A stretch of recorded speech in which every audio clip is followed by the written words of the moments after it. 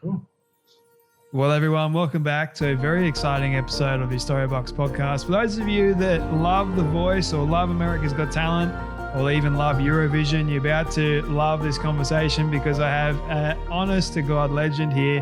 His name is Johnny Manuel. Now, for those of you that have been living under a rock somewhere and don't know who this incredible human being is, you're about to get to know more about him. But Johnny was a semi-finalist last year on The Voice Australia. He was coached by the one and only Guy Sebastian. You may remember him after his show-stopping audition where he became a viral star. And when he sang Diana Ross' classic Home, it's an incredible performance. Go and listen or watch it. Trust me, you'll be moved by it. His voice is literally incredible. You get the goosebumps like when you listen to him. I got goosebumps when I was listening to your America's Got Talent video, which you can go and check out. He sung Whitney Houston's I Have Nothing. Man, absolutely incredible pipes. That was back in 2018. 2018, saw him also represent Bulgaria at Eurovision as part of the band Equinox. You can go and look that up as well. Another stellar, incredible performance. And from the moment an audience hears Johnny's voice, they're drawn into his own world. And I've noticed that as well. You were born in Michigan, but you're Sydney-based. You're an R&B soul singer. You got his first record deal at the age of 14 in the US. Lost in the Music sees Johnny enter a new era, which is your new single, I believe, right now. It's out. You can go listen to it. Defining your own artistic vision and writing and recording music that is true to a lifelong commitment to his craft. Johnny, can I welcome you so much to the Storybox podcast today? Yeah, absolutely. Thanks for having me. This is great. It's always good, man, having singers, songwriters, artists on the show. I love speaking to people like yourself because you probably had an incredible journey by the sound of it, just from the bio I read out. Yeah, it's been a long journey, right? But I've had some pretty high highs. So I'm very happy about it. No doubt, man. I mean, your Whitney Houston's I Have Nothing, that video got well over 24.5 million views, which is honestly stellar stuff. You had probably hundreds of thousands of people watching you on The Voice as well. You had Australia cheering for you. You had America cheering. You had the whole world, man, cheering for you. Do you ever just pinch yourself, man? Yeah, every day, actually. Just because I've just been able to do what I love for so long. And I know that it's a very, it's a special thing that I'm able to do. And I'm very, very grateful for it because there's plenty of people out there that, want to do what I'm doing or want to be doing whatever it is that's truly in their hearts. And they're just unable to do it. And I'm just very, very grateful. Yeah. Man, I'm curious. This is a question I normally ask everyone at the beginning, but I'm even more fascinated by you because you've had a lot of high highs. What does success look like for you? Oh man, it's evolved over the years, right? And so now success for me is just being able to sing and reach as many people as possible with my voice, because I truly feel in my heart that that's what I was put here for. And so, yeah, for me, as long as I'm continuing to do what I love and reaching as many people as possible, that's success. Why do you think your version of success has evolved for you over time?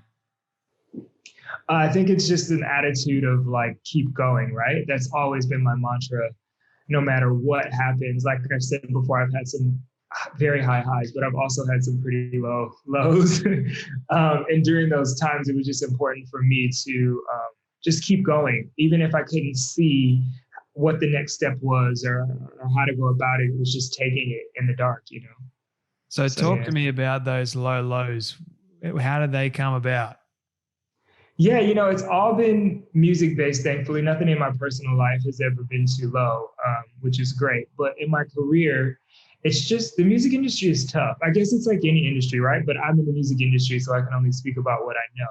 But it's been tough for me, like throughout the years. Like you said, I was signed as a kid. I was only 14 when I got my first contract, and there was a lot that came along with that. I worked with some really great, amazing, super popular producers in the United States, like Sean Puffy Combs and Jermaine Dupri, and I toured with NSYNC and Jessica Simpson, and and then I went on to perform with David Foster and all these people, and it would always be this thing of like I would get to where I thought it was about to break for me, and then something would happen, whether it was people not seeing eye to eye or management not agreeing with the record company, or just so many different factors that go into it.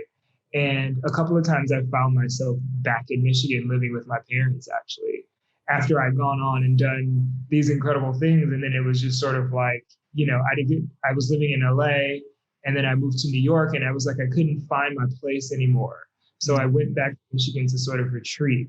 But it was good ultimately, because I did a lot of soul searching, and that's when I started getting into meditation and creative visualization and sort of just focusing on the positive things and being grateful for what I did have. So tell me about, okay, so you've obviously, right, like you think that you're about to make it, and then all of a sudden it doesn't really work out the way you thought it would. First question coming from that, why in the world did that happen? I mean, you've reached so far, then all of a sudden it's kind of like your feet have been pulled out from under you just before you get it. And then my second question is, because of that, how did it make you feel? Yeah, it definitely. So to answer the first part of your question, I think there were a myriad of reasons. Like there's a bunch of different things that happened, right? As I mentioned before, like sometimes it was management that just couldn't see eye to eye, or sometimes I was with a record company and they just couldn't see where I fit into the music industry at that moment in time. And so, for whatever reason, it felt like it was slipping through my hands repeatedly. And I kept saying to myself, because you hear people say it all the time, opportunities like this they only come around once in a lifetime. And I felt like I was granted so many different opportunities.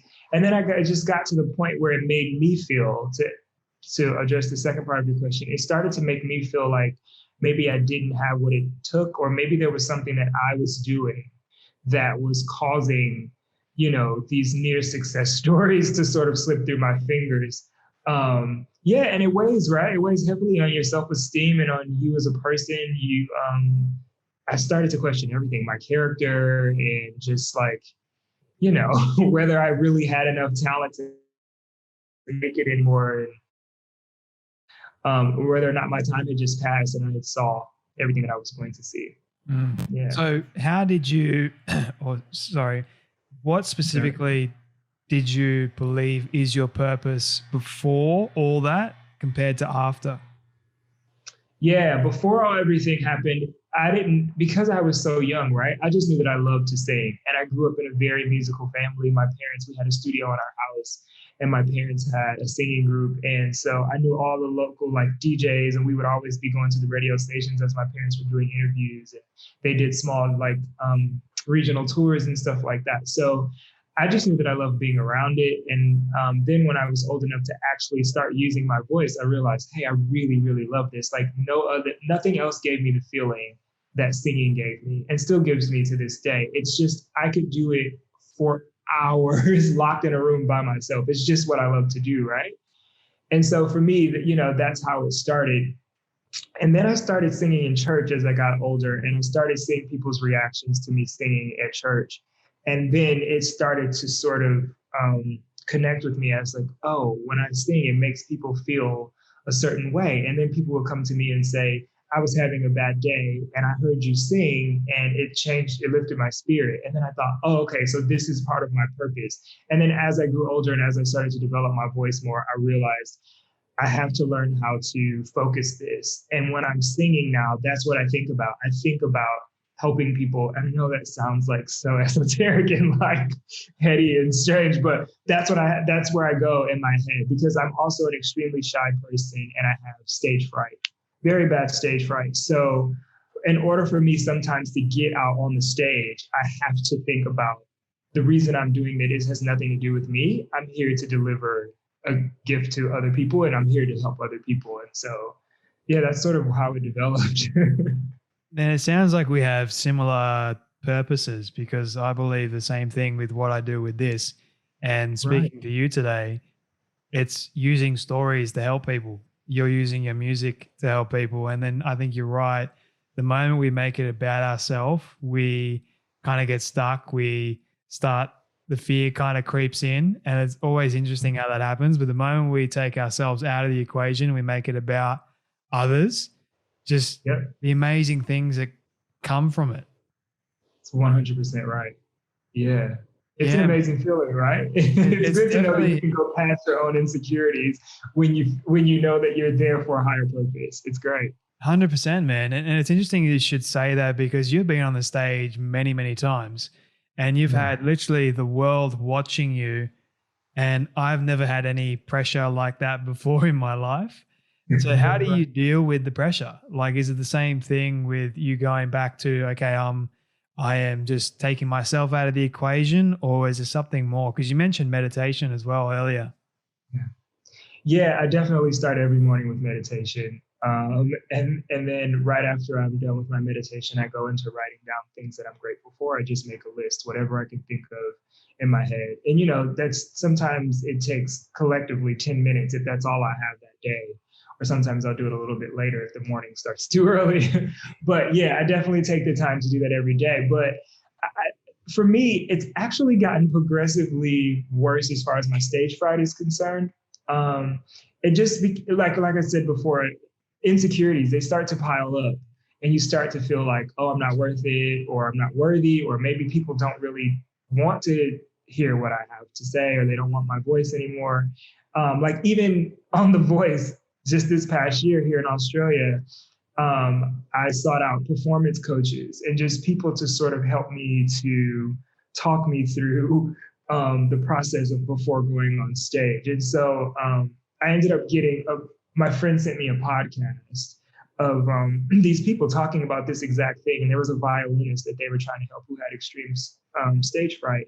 And they said the night before, it was really important to turn off your phone a few hours before you go to sleep and watch something extremely funny, and then read a book or something uplifting before you go to bed, so that your mindset going into sleep, when you wake up the next day, you've already got a head start. So I started to do just like little things like that, because like you said, with The Voice or America's Got Talent or Eurovision, there's so many people watching, and you just don't want to drop the ball, right? So it was very important for me to be in the right mind space during that time. So the more you do it, it's interesting how you mentioned the stage fright kind of gets worse the more you do it. I thought it would be the complete opposite. So you're sort of getting comfortable with being on the stage, but that's a fascinating line of thought. So where does your confidence come from? Now it comes from, like I touched on before, just knowing that even if it's just one person that I'm reaching, somebody is going to be reached. And for me, that's enough. And it's what sort of gets me by. But also, I think the stage fright has increased for me because I've moved a lot. And for me, like, I'm a creature of habit. And so when I'm in new environments and new spaces, which I'm forced to be because of my career, sometimes it sends me into a spiral. And then you'll find me in a corner somewhere by myself and everyone's like, are you all right? I'm like, yeah, no, I'm fine. It's going to take me a minute to adjust. And so when you're doing something like The Voice, and there's, I moved to Australia January last year, and I traveled here for years, but I just moved here last year, January. And so it's all new people. And then, these people are highly, highly successful, right? These producers that are on the shows and all the other people that work, the cameramen and everyone, they're so skilled at what they do. And so I just wanted to make sure that I wasn't letting anyone down, and that I was bringing the best of myself every single time I performed as well. And so I think just the pressure of that sort of played into my stage fright a bit. Mm. Yeah.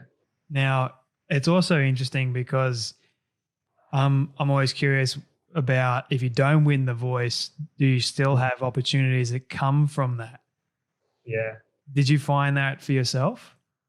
Yeah, I actually found, so all the songs that I've recorded that I will be releasing throughout this year, have been produced by Michael Fatkin, who is the producer that I met through The Voice. He produced my winter single for The Voice, and my current manager is someone who was working on The Voice, and we met during the process.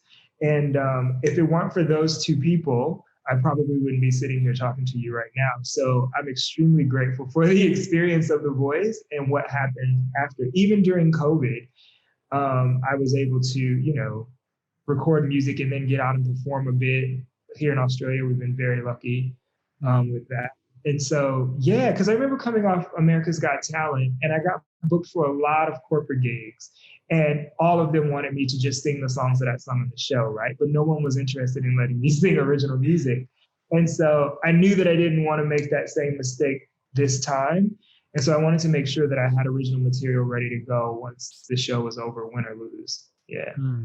So talk to me about your creative process with creating music, coming up with original songs, because I can only have a guess that it's not easy. Or does it come easy for you? Sometimes it's easy and sometimes it's very difficult. It just depends on how vulnerable you want to be, what headspace you're in. And like creating Lost in the Music came pretty easily. Like Michael came to my apartment. I was living in Terrigal at the time. And he came over and we just sat around my place and listened to music. And that's how we started. We just turned on Spotify and let playlists go. And then sort of to use that as inspiration. And then we brought David Ryan Harrison, who's an incredible musician and songwriter and human being. He's just amazing. And he came in and he was like, oh, I've been playing this groove on my bass. And so what do you guys think of this? And I'm like, yeah. And then it makes me feel like, blah. And it made me start thinking about relationships and how when you first meet someone, it's the honeymoon phase, right? And you go through this process of like being so infatuated with the person. And then as time goes on, you have to work a little bit harder to keep that love, that same spark alive, right? And so that's been my relationship with music as well. And I started to notice the parallels, and I had to find my way back to my original love, which is music. And we put it in song, and that's how Lost in the Music came about. That's a pretty incredible story, man. So like, I'm always fascinated by, was there any challenge for you coming up with Lost in the Music at all? Like actually coming up with the words? Did you struggle or did it just flow straight out? No, that particular song flowed. Actually, all the songs that we have coming out for the rest of this year, they just sort of came out. It was like a natural flow that we had, and it was good. But I have definitely had times in the past where it took 2 or 3 weeks to write a verse of a song. And it was just because emotionally, you have to be very vulnerable. And I think the more honest you are, the more vulnerable you are, the more people you touch. But sometimes it's hard. You want to hold on to your stories. You want to keep some mystery there. And so you don't want to say everything you feel in your heart. And so those times it's a little bit harder. Sometimes you just cannot get the right feel for it. And it just never feels like you're there until there's this moment and there's a spark. So speaking about all your other songs that you, I believe, are yet to release, or the ones that you've done, which one would you say that you're the most proud of? Oh, right. There's a song called Irreplaceable that we wrote. I wrote it with a guy named Jonas Marin, and he's in LA, but he's from Sweden. And Michael Fatkin produced it. And that's a pretty special one, I think. It's a ballad, and I think it's more of what people would expect for me to sing after seeing me on the television shows. It's definitely a big love ballad. And I'm just proud of it because I was really vulnerable and open about the love that I feel for my partner. And yeah, it's good. Do you feel like anything is missing currently in your life? No. The only thing that I wish were different is that my parents are in the United States, and they were supposed to come here in April last year, and then COVID happened. I talk to them every day on FaceTime, and my brother, who's my best friend, he was supposed to come as well. And so not being able to be with my family as I'm going through, I found some really great people here in Australia, and it seems like I'm starting to fumble into some happiness and good success here in my career. And so I love them being a part of it. And so I guess that would be the one thing. Yeah. Was it hard for you to actually leave the States and live here? No. No, it was not hard. I love the US, and in particular Los Angeles, which is where I call home now. I have for years. But I traveled to Australia several times and I just saw how easy life is here. And for me, it's interesting because people are friendlier, but they're more direct here in Australia. And that's a good combination for me. I really enjoy that. And then it's just so beautiful, right? It's a huge country, but so much of it is uninhibited. And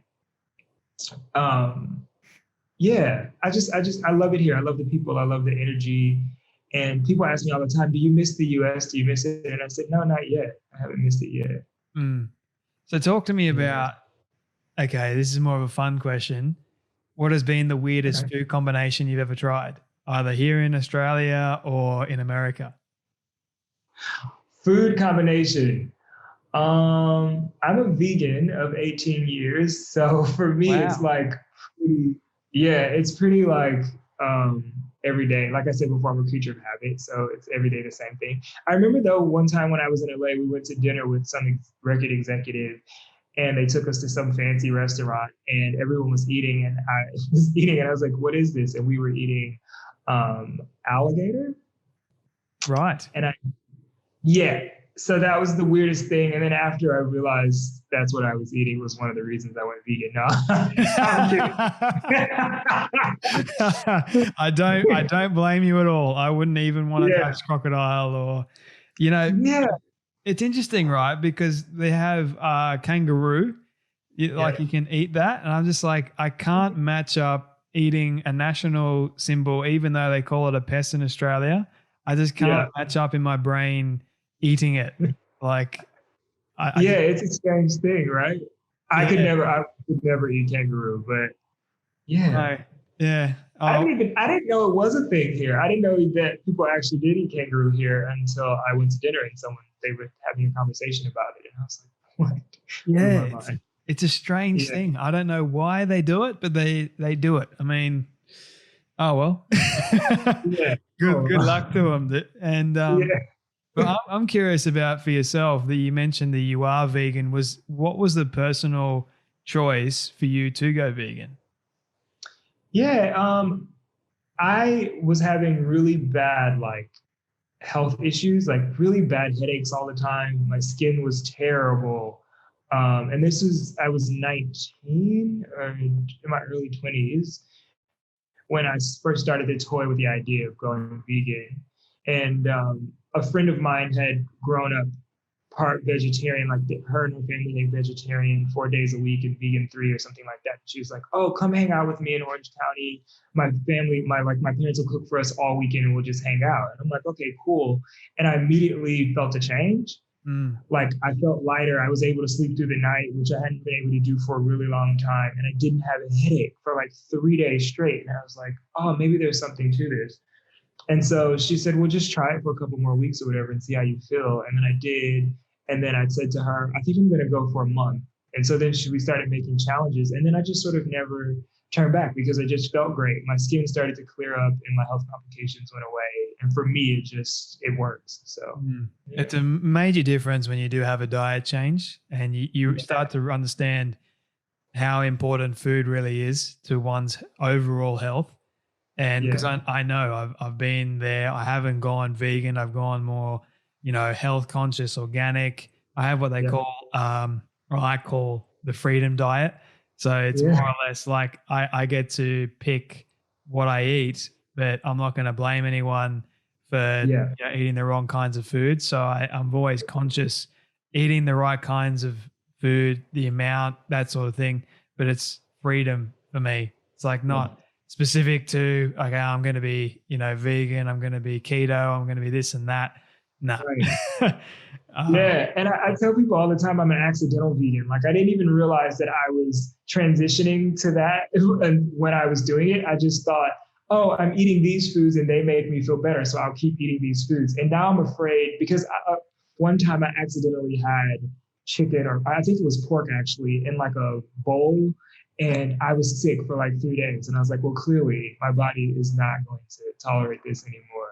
But I like your approach. That's good. The freedom diet. You've been eating a certain way for a number of years. Your body's gotten used to it. It's adjusted to it. So of course, having a foreign food and adding that to your system, even just once, you can notice a major difference to your overall health. That's right. So curious thing, man. Couple more questions for you if you don't mind. So Sure. when a moment for you in your life that you least expected to happen gave you a renewed perspective, which event or moment for you?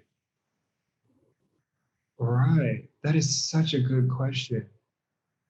I guess a highlight for me was, again, it was me on stage, but I performed, and it was in Muhammad Ali's later years of his life. He was definitely suffering. I was actually performing at a charity event for Parkinson's disease.